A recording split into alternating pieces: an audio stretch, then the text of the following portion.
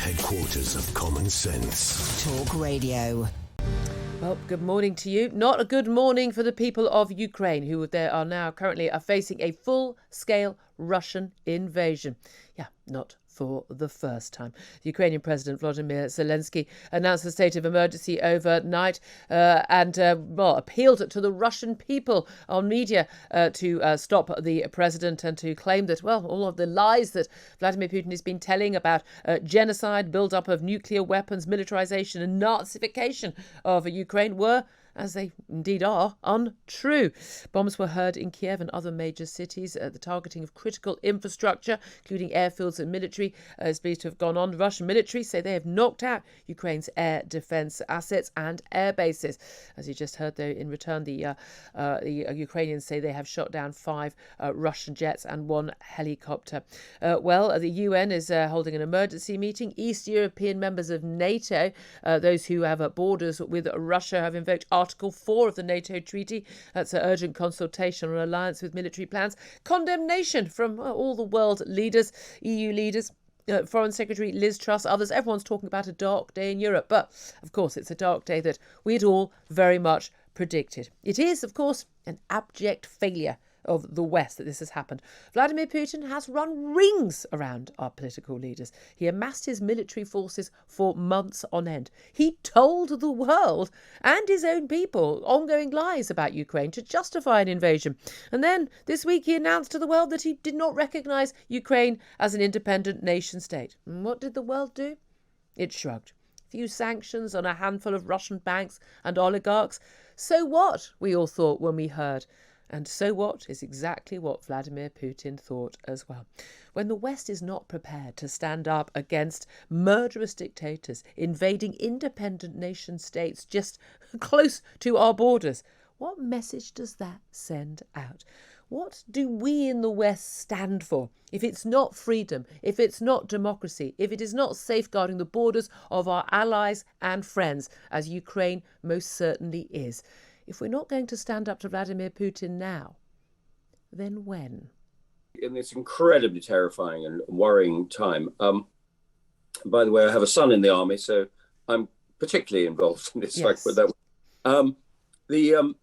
First of all, I think there is, God willing, there damn well should be, a list of names and activities and companies that will be published daily that we must sanction. We need to undermine his support base amongst the oligarchs, because that may undermine his position in Moscow, and that's very important. We also need to tackle his, although he's well ahead of the game, we need to tackle his imports of semiconductors and things like that, his industry. We need to make sure that he can't continue with business as usual in terms of industrial things.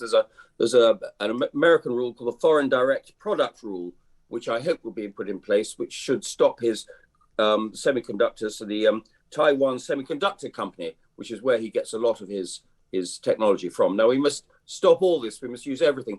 I'm the same age as President Putin, regrettably, and I can remember the invasion of Czechoslovakia in 1968. And this is exactly the same sort of behavior as the Soviet Union. He is a former KGB man. He's a corrupt tyrant, and he is using all the old Soviet Union tactics, invading, crushing people where he's going. And we must realize that it cannot be business as usual, either with Russian oligarchs trading dirty money here, or indeed with trading, or indeed the UEFA World Cup, which you were just discussing. This cannot be business as usual. This is war in Europe.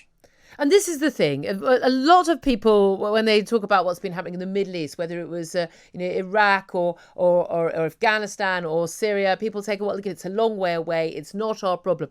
This is undeniably very much our problem. We're talking about Russia invading a nation state within Europe, one of our allies, an independent nation state, on the borders with our NATO allied countries, who we know are very much concerned, and indeed the Eastern European NATO members have today invoked Article 4 of that NATO treaty, wanting urgent consultation on the alliance's military plans to defend those nations. Estonia, Latvia, Lithuania, very, very concerned about the threat to them as well.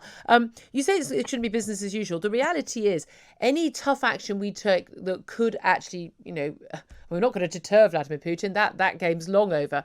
But to punish him is also going to punish ourselves as well. He's a major gas provider, a major oil provider, third largest oil provider in the world. So are we willing in the West to take the pain alongside Vladimir Putin and the Russian people? Well, I think we have to.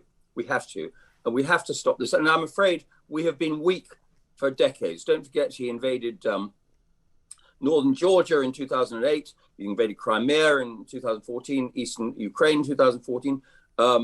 He's a tyrant, and we must stop him, because actually he has continuing ambitions.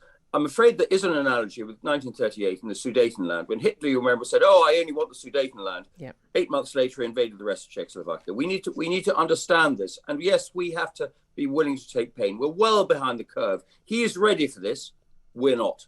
But we have to get ready quickly. And one thing we have to do, Julia, is we have to reverse the absurd cuts in our armed forces, which were announced in the integrated review. We are currently in the process of reducing our army by 11%. And what President Putin says, he looks at a country rattling a saber and he says, well, hold on, they're just cutting their army, they're cutting their air force, they're cutting their navy. This is bonkers. Yeah. We have to realize we cannot go on with business as usual, whatever pain that involves industrially. Well, indeed. And again, when you look at our entire British forces, they are below the level of the number of British of Russian forces that has been surrounding Ukraine. I mean, it's an absolute pittance now. We wouldn't be capable of taking on Russian forces at the time. Of course, we do have NATO allies as well. But why do you think that we have been so weak? Why do you think we've not been preparing for this? Because every strategic thinker I know, every geopolitical expert, every military expert has been telling me on this show,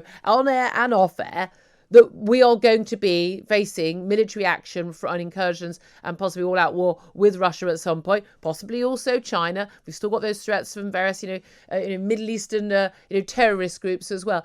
Why have the people in charge in the West, and it's not just Britain, it's many other countries in the West as well, why have they not been paying attention? Because there are other political priorities, and you, I'm sure, would have been banging away about not enough money for the NHS or whoever it might be, or social care, and we understand that. Also, because I'm afraid the West as a whole, and Britain is certainly true of this, has lost confidence in itself. And it is thought, the world will go on perfectly happily. Well, it won't go on perfectly happily. We need to understand the world is not a nice place. We have to perhaps speak softly, but carry that big stick. And as you so rightly say, that's not just Britain. And when I was in the army 40 years ago, I was sitting in West Germany with 55,000 British troops facing across the inner German border, where the Soviets were amassed and had plans to invade. Now we have an army that's only slightly bigger than that, and our air force is tiny. And we have to take a whole holistic view of this. We have to rearm. We have to take industrial action. We have to take economic action. We have to make sanctions in place. And we have to say no business as usual. The idea of the UEFA World Cup you were talking about earlier, this is, outrageous. There is war in Europe that threatens our interests and indeed threatens the whole of Europe. Good talk. Hot talk. Bold talk. Talk radio. Listen on your smart speaker. Watch it live on your smart TV. The world headquarters of common sense. Talk Radio.